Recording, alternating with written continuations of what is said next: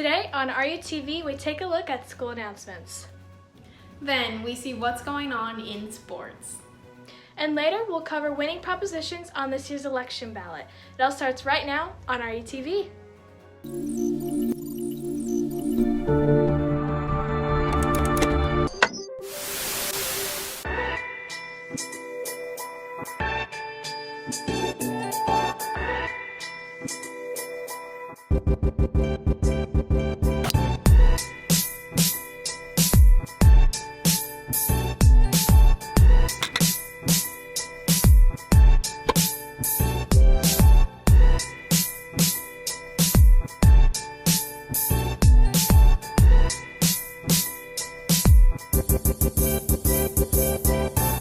Good morning, Seahawks. Today is Friday, November 6th. I'm Tatum Brown.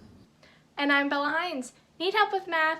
Come to Math Tutoring Club on Tuesdays and Thursdays at lunch.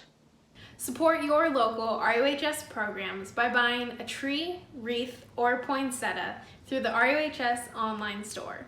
Sales end November 15th. If you haven't picked up your RUHS mask, they're available for pickup at the ASP office until 3 o'clock.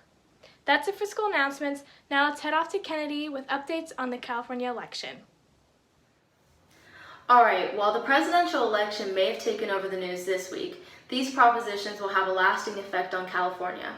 There were 12 propositions on the election ballot, and as of the current moment, our state is looking to vote no on 7 of them and yes on 5 of them.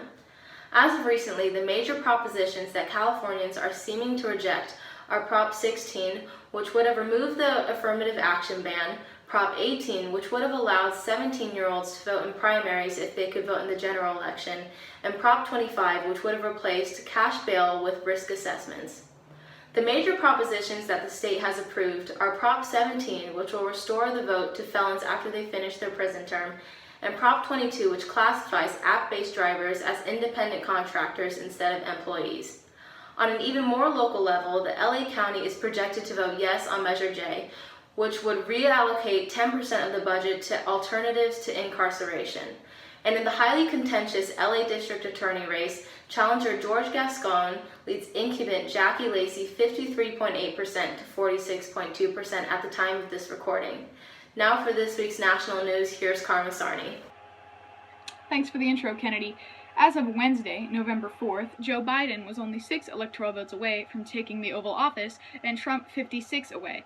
That might not sound tight, but it certainly was, as Trump was leading in 3 states that would have given him an additional 51 electoral votes, and Biden leading only in Nevada, that would have given him those last 6, but his lead was extremely fragile. Still on Wednesday, the Senate, in which 51 seats are needed for a majority, had 46 Democrats, 48 Republicans, and 2 seats to third parties. Finally, in the House, in which 218 seats are needed for a majority, 204 had gone to Democrats, 190 to Republicans. That's it for national news. Now here's Travis Wilkin with sports. Hi, I'm Travis Wilkins with the latest news in sports. Now, let's get right into it. Well, this year sure has been odd, and to add on the seemingly endless list of abnormalities of 2020, the NBA season will not be starting on time. Since the league had their bubble playoff format in response to the pandemic, the NBA season will not start around late October like in previous years. Adam Silver, the league's commissioner, is hoping for the season to start before Christmas, but like all things in life, this idea would not come without its fair share of consequences.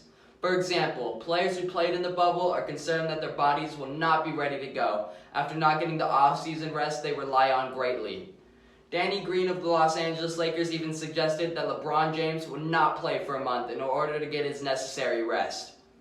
Another possibility would be starting around Martin Luther King Jr. Day, but a drawback to this would be that the league fears the Summer Olympics would start before the season ends.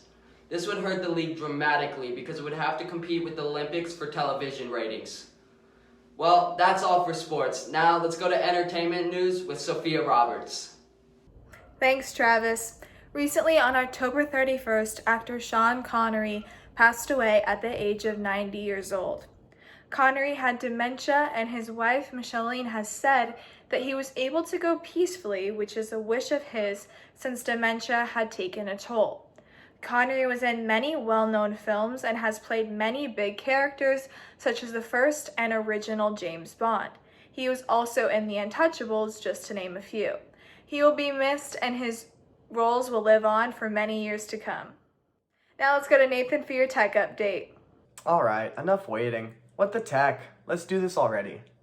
Walmart has decided to lay off the robots they had developed to keep track of stock on the shelves and to let humans do the work instead. Walmart stated, "We've learned a lot about how technology can assist associates, make their jobs easier, and provide better customer experience. But Walmart found that human workers could do the job just as well, and they discovered there seemed to be some concern about how shoppers would react to robots doing the work." In other news, people who have recently purchased Apple's AirPod Pros have been experiencing issues including crackling, static, and noise cancellation failure. Apple has now announced that their AirPod Pro earbuds with these issues will be replaced by Apple for free. This applies to those manufactured before October 2020. The sound issues may include crackling and static that gets worse in loud environments or while talking on the phone, and loss of bass sound. Apple says that their AirPod Pros with a confirmed issue will be replaced after an examination to verify they are eligible for said replacement. Well, that's all for tech. Now, let's go back to Bella and Tatum. That's it for this week's Seahawks. I'm Bella Hines. And I'm Tatum Brown. Have a great weekend and Keep on soaring, Seahawks.